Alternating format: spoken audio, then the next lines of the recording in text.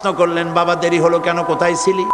তাম পৃথিবীর মানুষ যেই কদম মোবারক চুমু দিতে পারলে ধন্য হয়ে যায়, সেই আখিরি জামানার পয়গম্বর নবী মুহাম্মদ রাসূলুল্লাহ সাল্লাল্লাহু আলাইহি সাল্লামের দরবার থেকে আসতে আমার দেরি হয়ে গেছে।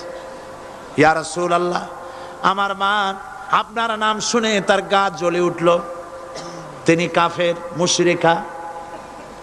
আপনার নাম শুনে অগ্নি শর্মা হয়ে আমাকে ধরে পিটানো আরম্ভ করলেন আর বললেন, আবু হুরায়রা, হয় মুহাম্মদ সাল্লাল্লাহু আলাইহি সাল্লামের বাড়ি ছাড়বি, নইলে আমার বাড়ি ছাড়বি, কি করবি বল।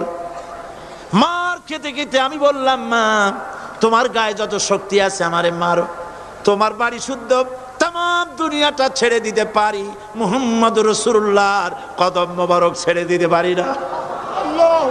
হুজুর, আমার মা গলা ধাক্কা মেরে আমাকে বের করে দিয়েছে।